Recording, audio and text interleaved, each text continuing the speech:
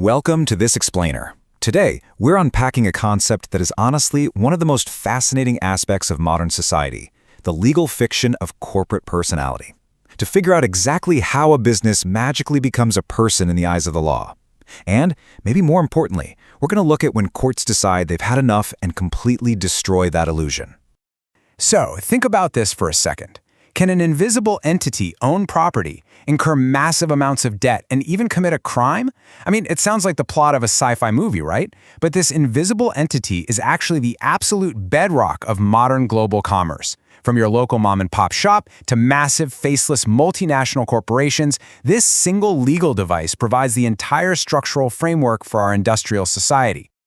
Okay, let's ground this by defining our core concept. Once a company is incorporated, it is defined as a completely distinct legal persona.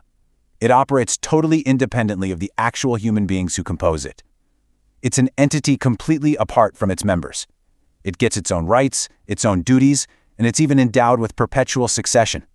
Basically, that means legally, it can live forever.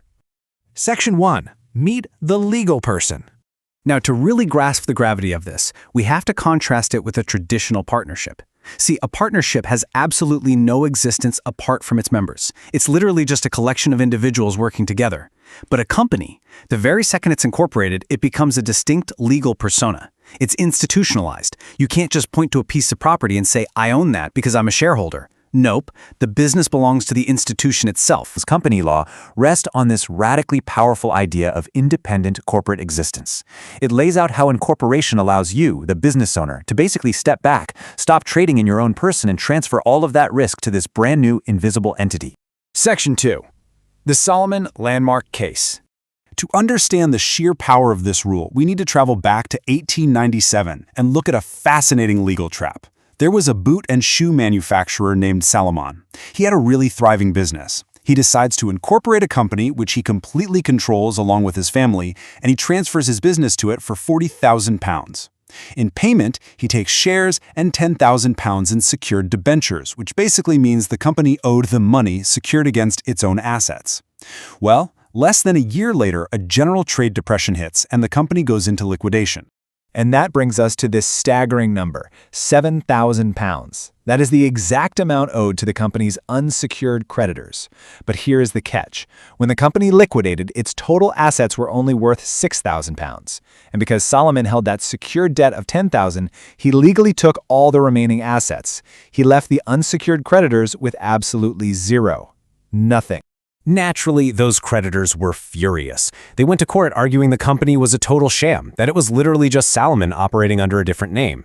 But the House of Lords stepped in and established the ultimate legal precedent. They ruled that Salomon & Company Limited was a real independent person. It fulfilled all the legal requirements, therefore the company's debts were its own, and Salomon, being a completely separate person, was not liable to pay them. The creditors lost.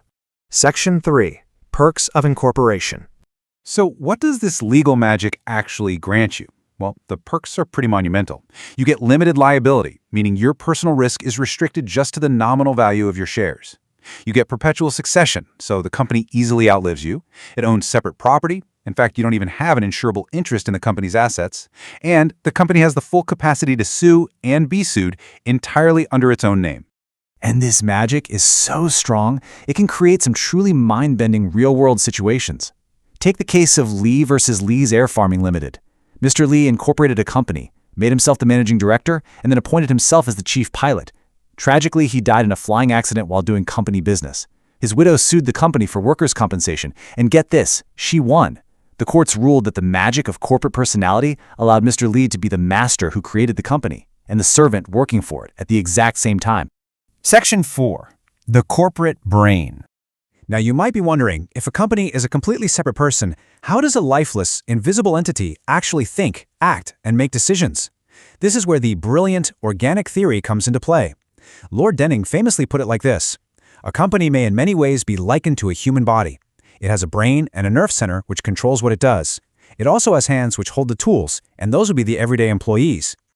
So who actually makes up this brain? It's the board of directors. Modern directors aren't just mere agents, they are the primary organ of the company. Because they act as the actual mind and will of the company, the corporation itself can now be held legally responsible, and yes, even criminally prosecuted for their actions. The company can't just dodge liability for a crime by crying out, "Hey, I'm just an invisible corporation." Section 5. Piercing the veil. But what happens when human beings abuse this power? What happens when they use this invisible shield to commit fraud or dodge the law? Well, while the legal system loves the corporate shield, courts will absolutely step in to stop kiting and humbuggery. The courts will simply ignore the corporate personality. They call this piercing the veil, under a few very specific, well-established grounds. Things like determining enemy character, preventing blatant tax evasion, or stopping outright fraud. Let's look at how this plays out in reality. During World War I, an English company tried to recover a trade debt, but the courts pierced the veil in what's known as the Daimler case. They looked right behind the English incorporation and found that almost all the shareholders and directors were actually German residents. So, the court determined the company had assumed an enemy character and barred it from recovering the debt. They basically stopped English money from funding the enemy. And courts are just as strict when it comes to dodging taxes. In the Dinshaw Petit case, a very wealthy man tried to evade the super tax by setting up 4 private shell companies. He funneled his massive dividends into these companies, which then conveniently handed the money right back to him as pretended loans. The court saw right through the whole scheme, completely shattered the corporate illusion, and taxed him on the full amount. So these legal precedents form a really clear warning. The sanctity of a separate corporate identity is upheld, but only when it aligns with the underlying policies that give it life in the first place. If you try to use the corporate form as a sham, as a facade to conceal criminal activities, or just as a cloak for fraud, the courts will absolutely pierce that veil and hold the real human agents behind it fully accountable. Section 6. The power of the modern corporation. As we wrap up this explainer, we really have to look at what this legal fiction has built in the modern era. This immense privilege of incorporation has allowed some multinational corporations to concentrate massive economic power. They operate almost like faceless private governments, as our text describes it.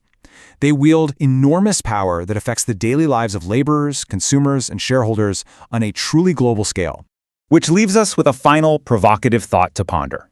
In an age of corporate giants, does this 19th century legal magic give businesses just a little too much untouchable power? And when the invisible legal person causes real-world harm, are we pulling back the curtain and holding the humans behind the veil accountable often enough? Something to think about the next time you interact with a massive corporation. Thanks for joining me on this deep dive into company law, and keep asking the big questions.